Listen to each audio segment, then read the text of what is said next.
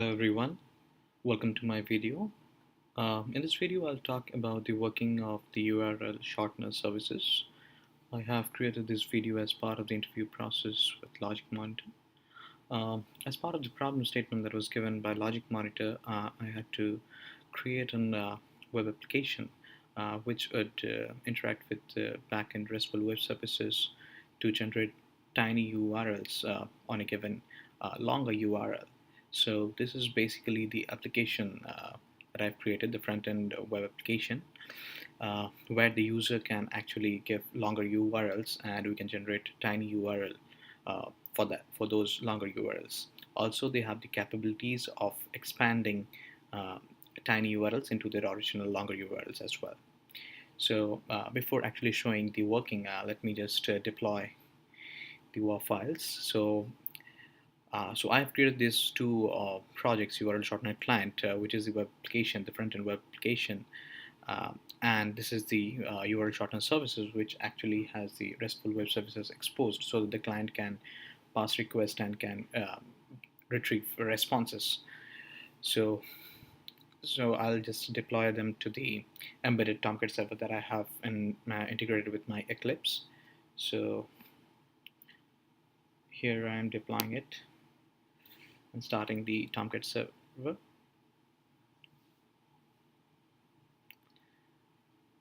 Okay, so now that the Tomcat server is started, let me just, okay, so this is the URL that I need to enter to access the application, localhost 8080 URL shortener client. So suppose I'm the user and I need to send the longer URL of my Facebook profile. So I need to generate a tiny URL for this longer URL. So I'll just type it out over in this form, URL shortener form, and click submit. So this application will actually talk with the backend RESTful web services and generate the tiny URL and show it on the screen. So the request is now processing. So here it is. So for the longer URL of my Facebook profile, it has generated this tiny URL, which is actually being appended to the base URL, tinyurl.com, and this is 6-character long tiny URL that has been created. So this entire tiny URL can be shared anywhere and it will redirect to my long URL. So the other requirement of this project was to give the tiny URL and retrieve the original URL. So I'll just copy it out, the tiny URL, and pass it to the URL expander form. And let's see how it works. So if I submit this request, it's processing, and okay, so it has retrieved the similar long URL that has been used to generate this tiny URL. So that's how it works. So this is the application, and let me just move over to the code. So basically, I'll just show you around the client that I have written. So for every URL request, we have created this Pojo class URL. It basically contains the long URL, the tiny URL, and error message if there is any error message associated with the request. So one of the error message that it shows, I'll just show you. So if I need to shorten any URL, maybe like only www.google.com. So there's a requirement of this web service that it has to be fully qualified. So I need to append some, like either HTTP or HTTPS, the protocol. If it's not in there, so it will throw an error. So right now I have custom handle the exception as please contact the administrator, make sure the URL given is fully qualified URL. So this is one of the requirements of the web services. So so all this can be handled and abstracted using this Pojo class URL. So every request will, either if it is a long URL, so it will have corresponding generated tiny URL along with an error message. If there is no error, it would be null. So basically, this is the index.jsp. This is the front-end HTML JSP file, which has the forms where the user puts in the request and it interacts with the servlet. So if I have a longer URL which I need to generate a tiny URL, it will pass the request to the URL servlet shorten. So this is a servlet that I've created for serving this request. So in this doPost method, I will uh, process the request, and after creating an URL object, URLLM object, I'll pass the request to the client. So by actually, so we using the getTiny URL. So I'll just go into in the next process. It will move forward to the client, and the client will eventually call the backend RESTful web services using this tiny URL. So everything has been dynamic, and these constants are actually stored in a file which can be referenced to get um, the URL where it needs to access the web services, where the web service has been exposed. So it will go over there and it will return back the response, and once it gets the response back in the URL client, it will forward that response to the URL servlet shorten LM, and it will set that in the request object. It will set this response, which can be again accessed in the index.jsp. So this is basically the functionality of uh, the client. And so based on the request, either it will go to the shorten servlet or it will go to the expand servlet, and the custom exception has been done throughout this application. And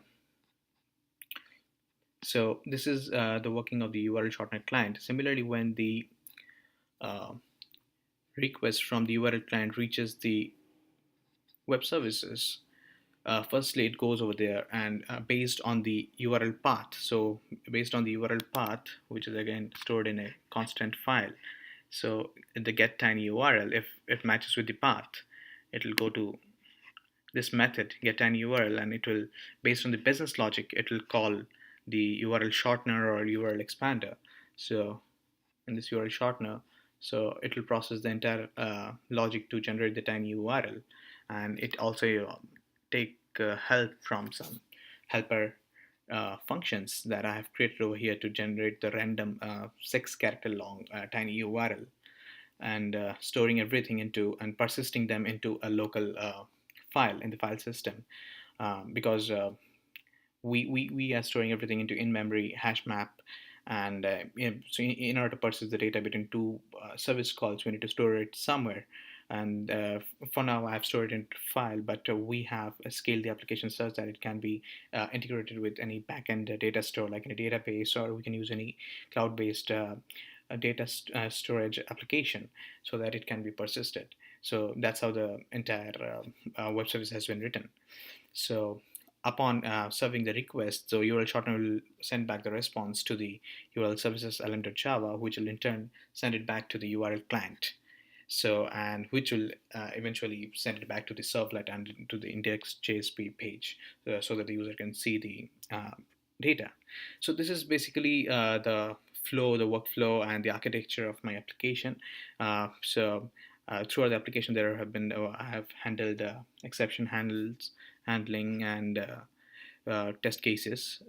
So I'll show around some of the uh, test cases that I've created for checking the application. So here, one of the test cases is that I've created an URL object and testing it, the two functions. So I'll just run a JUnit test. So you'll see the entire test case has been passing. So another round of testing has been done using the Postman REST client. So suppose this is the actually the endpoint of accessing the get tiny URL service. So this is the request that I'm passing. I'm passing a long URL, and the tiny URL is null. The error message is null, and I'll just send it. So you'll see it will generate a response, long URL, and it's generating this tiny URL, this one. So if I copy this tiny URL over there, and I make it null and send the next request to get org URL, which actually returns me back the original URL. It will retrieve me google.com. So I'll see. Yeah, that's it. So it's returning me the google.com. So this is all about the application that we have created for this interview. I have also provided documentation in a separate document, and which has all the deployment instructions. So basically, you'll have the WAV files which you can deploy in the WebS folder in Tomcat and restart the server, and then you can access it using this path, your localhost or 88, or if you like deploy it in a server, the server path and the URL shortener client. And thank you so much for your time.